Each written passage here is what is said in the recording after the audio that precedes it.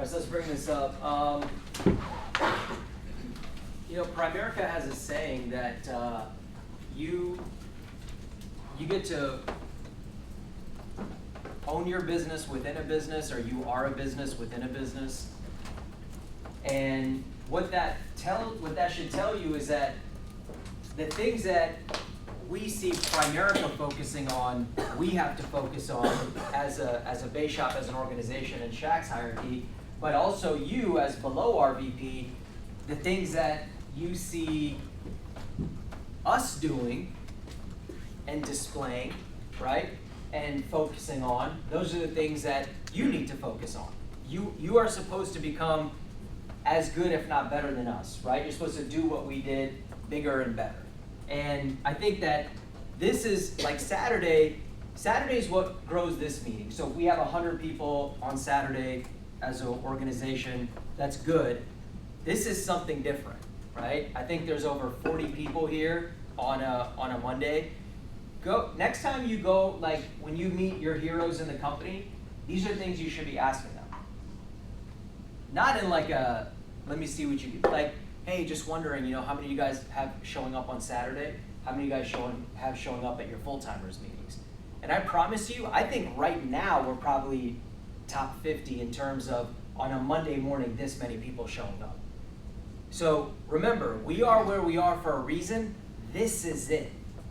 There's a lot of other things you can focus on in the business, but having an attendance and then protecting the attendance. I was getting complaints from, a few recruits a couple weeks ago. They were being disruptive in training. They were talking. They were not really engaged. They're not here anymore. Because the most important thing for me is to protect what we have here. What we do works. That's what you got to remember. People come with new ideas all the time, but remember, what we're doing is actually working. Because look at how many people we have. How many people you got in the room right now? 7, right? It's good. A few months ago, how much was it? Maybe six months ago, how many was it that were coming? Not as many. That's real growth. Real growth in the business is how many people do you have that can potentially go full-time. This is a full-timers meeting. Not everyone's full-time, but this is a step towards that. I want to talk about this. Whenever you read books about success and mindset, it's always short-term versus long-term. That's kind of what we're always battling within ourselves and with the people that we recruit. Every conversation we have where we are met with resistance, it's because we are fighting instant gratification. That is how everyone is geared. That is how the job trains us. They say, if you work every hour that, not even work, because a lot of people are not working, but for every hour that you are on the job, not even working, on the job, you will be rewarded, and every week or 2 weeks, depending on your job, we are going to pay you. So in the world of business, that's considered instant gratification, because there's people in business that are in business 5 years and they haven't turned a profit. And that's completely normal. But in a job, if I start and I'm working, if I'm showing up, if I'm here at the meeting, that means that you guys should be paying me. And so we're constantly fighting this, right? A lot of bad habits over the corresponding good habit is because you get an instant gratification. Like with me, right? I would look, in my opinion, a lot different if I didn't like dessert and bread and everything else that you guys know I love to eat. But that gives me an instant gratification. Whereas if I was more disciplined, in the long term, I would be a lot healthier and I would look a lot different. Does that make sense? Every single thing. And so that's what you're really fighting with. It's not that something's wrong with Primerica or a system's wrong or these people have a different situation. No, they're short-term thinkers. That's the way that they're geared to think that way. So let's talk about all the things, right? Number one, coming to meetings. Do people fight us on the meetings?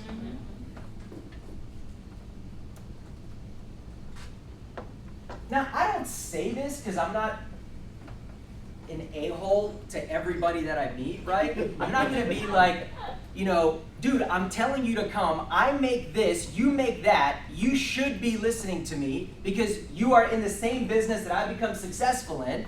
She is making, you know, almost $250,000. She's telling people come to meetings. We don't ever say this, but in reality, is it true? Of course it's freaking true, man.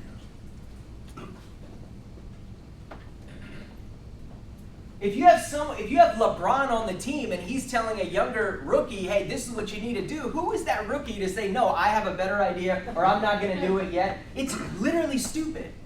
But what are the underlying issues? Why are people, what are they thinking? Well, they're thinking short term. What's the first inconvenience of coming to meetings? I'm not getting paid. That is a short-term mindset. Like your mindset, your skill set, your habits, your brain, your thinking, your programming has gotten you to where you are right now. How much money you got? This is the money meeting. This is the money business. I am here to help you make more money. So now I'm trying to pour into you and say, if you come to meetings, little by little, you're going to learn what you need to learn. And then with your 50K brain, you are saying, no, I don't want to come to meetings yet. I'll decide when I want to come to meetings. That's literally what's happening. So people have a very short-term mindset in terms of, I don't know what I'm going to gain if I'm not getting paid. As if money, now with that mindset, where has that gotten you? And I know, oh, my recruits make $100,000. Dude, that's $8,000. On Friday night, I made $18,000. Friday night. Don't come at me about your six-figure income that's a taxable $8,000. Yes. Which is about 75. Right? Like, we make a six-figure, I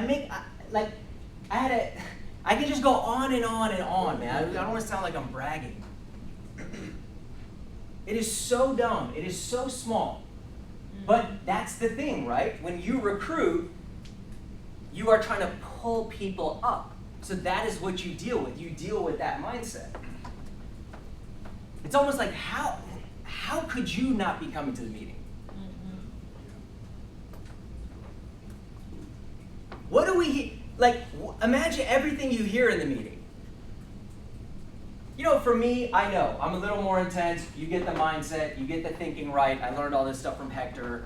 I have an affinity towards him. That's the kind of style I've developed. With Shaq, you hear, you know, I'm logging it in my mind. I don't have kids one day. How does he treat his kids? How does he treat his wife? A good marriage, right? You hear so many different things outside of that. So people, it's not even just the money. There's so many other things. And then people want to get good at something, but they're not putting in what we're telling them you need to do to get good, and then they wonder why they're not getting good, and then they quit, and then they blame it on us. But a lot of times, it's short-term thinking. What about pre-licensing sales? This is a big one. So, let's talk about this. I recruit you. You don't have a license. I'm telling you, if you do 1 by 1,000, every time you do that, you get $200. This is, as far as my long career here, this is a fairly new concept. When I came in, Shaq and Brett, they said, anything you do pre-licensing, you get nothing, and it goes towards nothing. But this is just how we do it. This is how you're going to get trained. And I didn't put up a fight. I said, here's my manager at the bank. Here's my regional manager at the bank, who he wrote them all up, right? Here's my customer at the bank, rolled over $200,000, and many, many others, right? Because the idea was, I needed to see if this worked. And if I could see that he could close someone, and I know Shaq, right? He's a clown. At that age, right? I'm like, someone's writing you a check for $200? Yeah. My manager and my regional manager, I'm 22 working at the bank. I'm referring people like this. Like, these are my first appointments.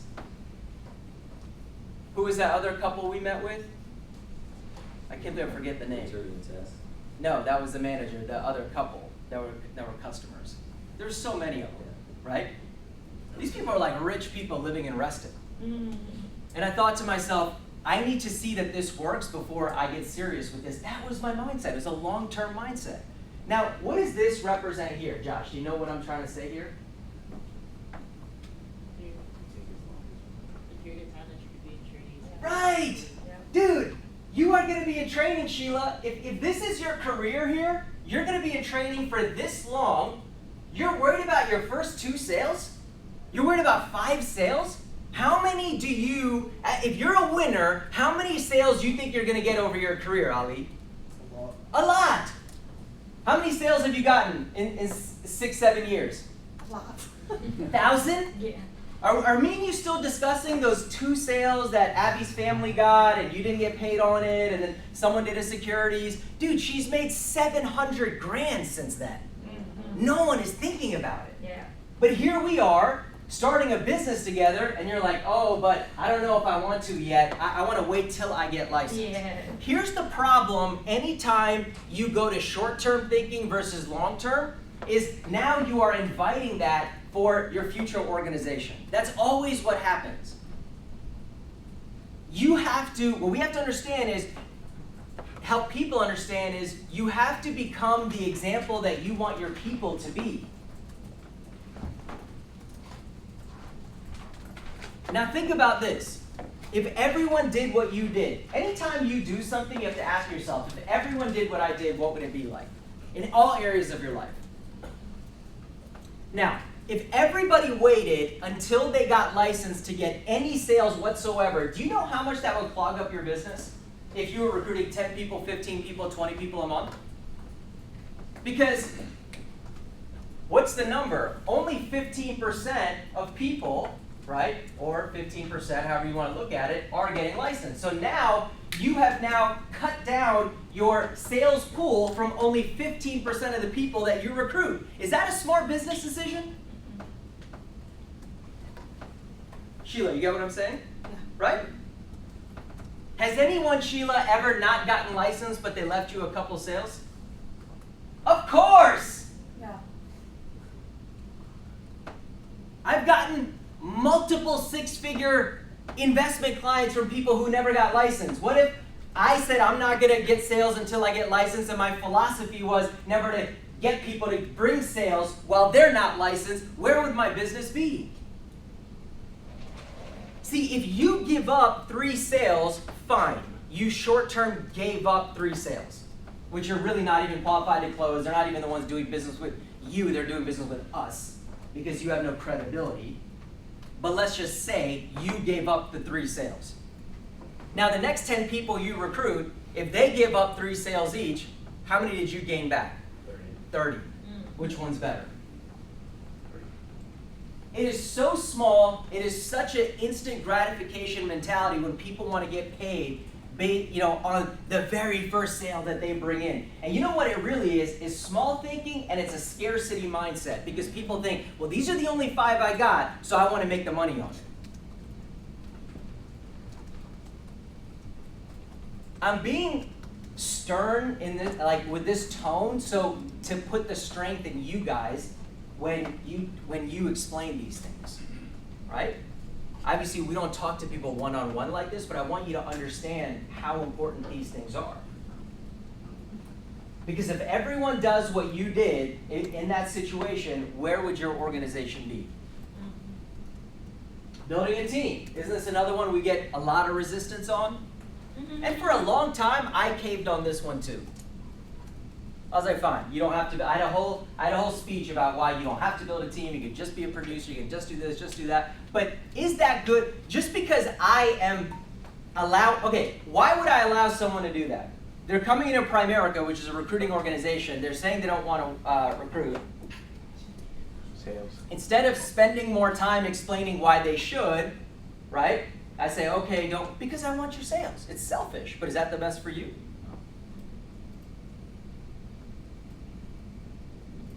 I don't want to knock you off because you can potentially bring in sales. And I want those sales. So that's a mistake on my part, and I'm still going to do it, by the way. I'm just telling you that more times than not, we have to explain to people why long term it's better to build a team. Why are people scared of sales? Because one day they won't have any sales and then they won't make any money. Well, what if you had 10 new people coming in your business every single month? Theoretically, what are they going to bring? More sales. You can never run out of sales when you're recruiting, theoretically. But if it's just you, can you run out of sales? Maybe.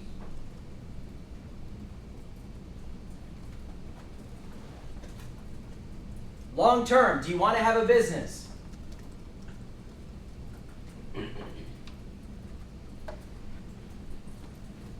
Long term, do you want to have passive income? All these things come from building a team. Why don't they want to? Because, oh, well, it's weird. Everything is weird about our business, about everything. It's weird that you're so underpaid and you're okay with it. That's freaking weird. You know, I was reading something in a book the other day. This entrepreneur, not a book, it was a YouTube video. This entrepreneur was like, I make people that have a job, I make them calculate what they make per hour. And he's like, no, not 40 hours.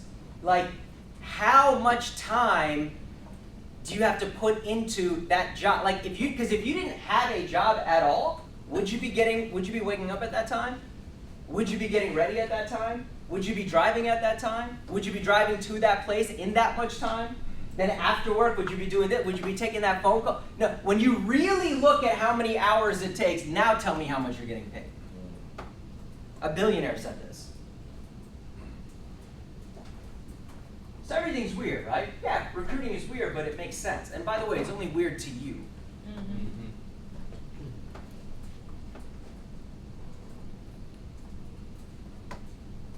Making 20, 30, 40 grand a month is also weird.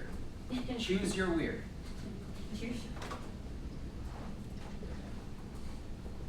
Coming to big events, right? What are the excuses we get about people not coming to big events? I have to go to work. Kids. Work, kids. Okay, these are great. Work, kids, Job. Too far. Money. Too money. Money. money. Okay? Work, kids, money. Let's talk about those. Have you ever taken work off for something before? It's almost rhetorical, right? Of course you have. We all have. People take off work for what? Concerts, vacation. Right. So is it that unfathomable to say, hey, I'm going to take off work to come to the big event? You know, what my leaders always said to me, they said, you're stepping over $1 to pick up a nickel or a penny or whatever, right? You're overlooking the bigger number for a smaller number. And you know what it really is if we really dig down into people's mindsets about all this stuff? It's like, they just don't believe that. They have a fixed mindset. They think that they are the way that they are. And another meeting, and another leader, and another speech is not going to help them because they have that low self-esteem. I mean, I've been here 20 years. Why do I always get my pen and paper out? Why am I always taking notes? Why am I still reading? What if I had that mindset like, oh, I'm good?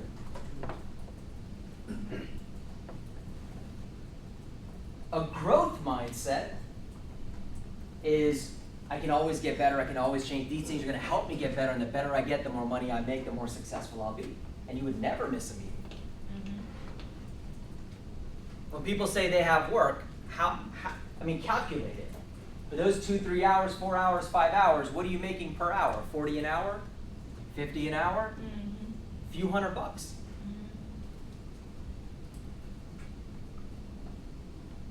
Splitting sales. So this is another one.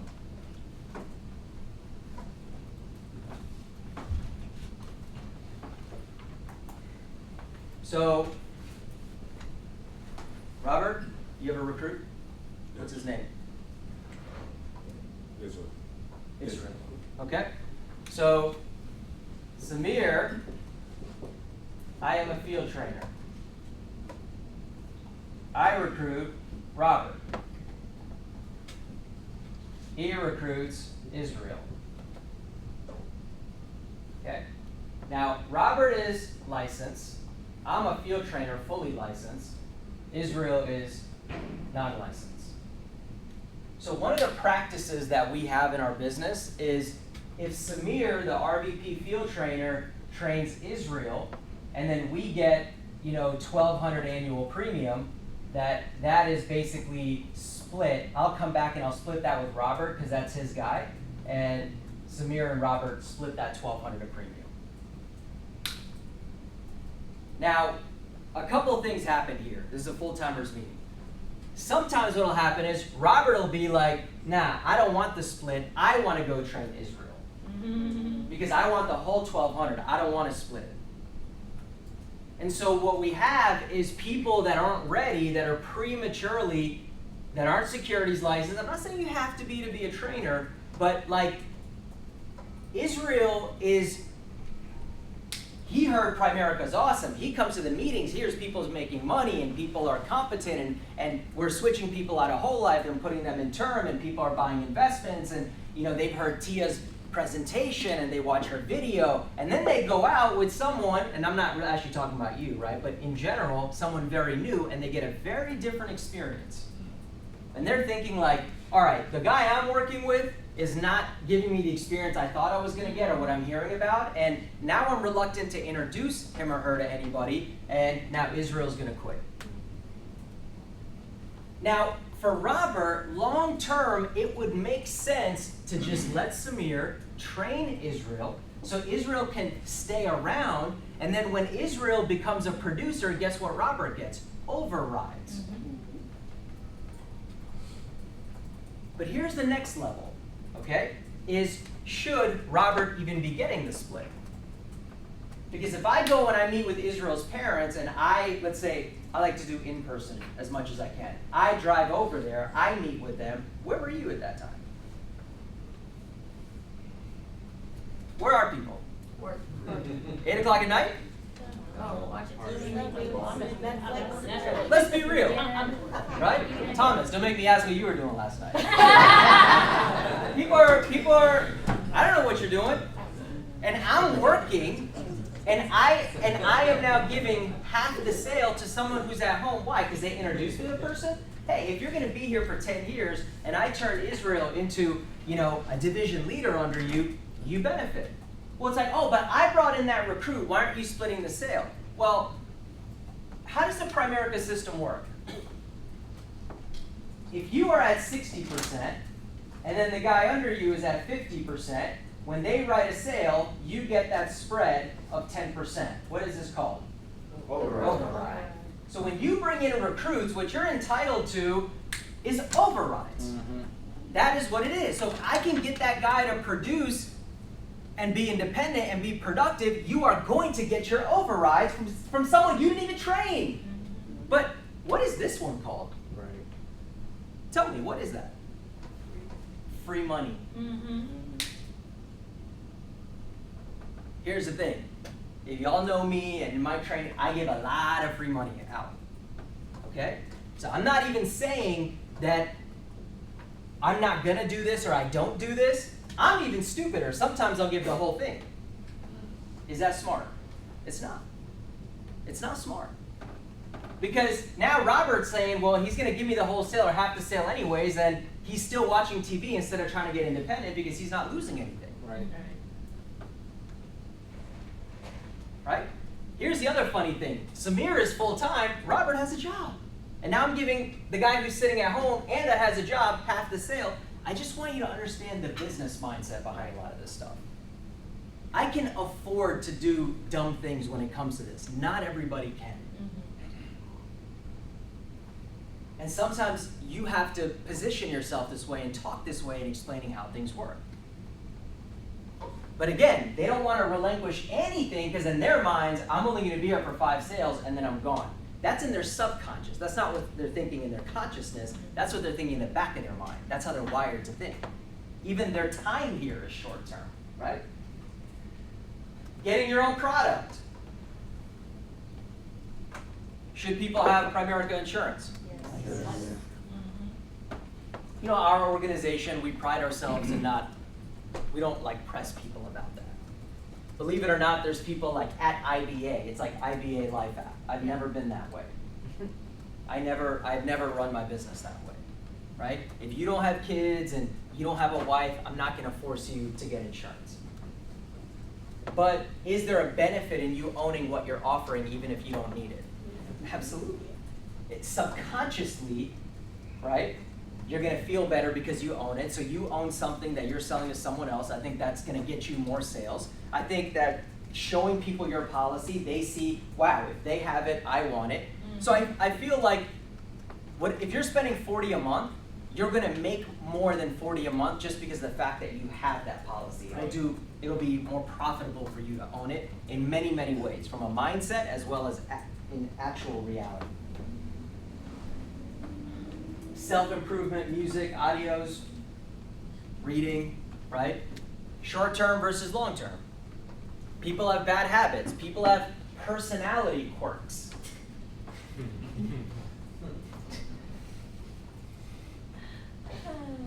Right?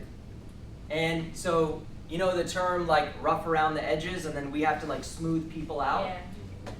That is what we're doing when we make fun of you from the front of the room, or when we make fun of you in front of people out there. This is like yeah,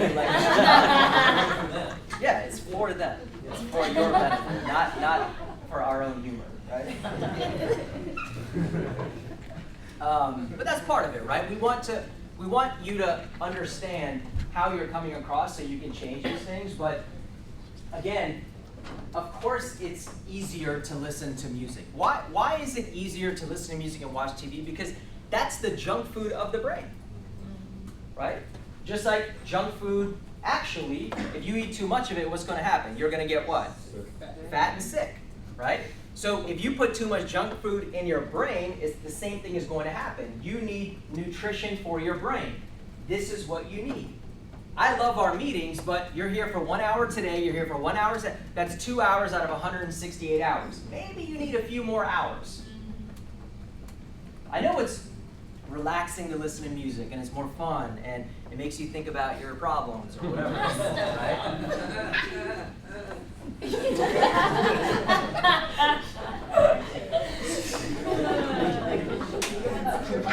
you know, it's funny because I get these conversations, I'm like, what were you listening to before you called me? What movie did you watch before you called me? And then lastly, I gotta end right now, saving money. You know, when you become a leader here and you have a team, you have to monitor your people's spending. Especially when they go full-time, but you have to start when it's part-time. One thing that really bothers me, and I don't always have the right to say something depending on the relationship I have with someone, but I don't like indiscriminate spending. I don't like that. And it starts with, if I go out to eat with you and we're splitting a check and I look over and you've given a 30% tip, why? That's not expected. And you don't make enough to be that generous right now. Little things like that. Or, you know, I see someone order DoorDash and it's like, we all know that's very expensive. You're paying 50-60% more than what that's supposed to cost, and then what you ordered, it's like, you just dropped 50 on a lunch? Do I do that? Have I done that? Yeah, but it's because I've saved money. I'm in a different position. Should you be drinking Starbucks every single time? You know? Like, even when I drank Starbucks, I get black coffee. If you get like the candy bar in the big glass, right? That's like $8. It's a candy bar. When you add everything in there, right?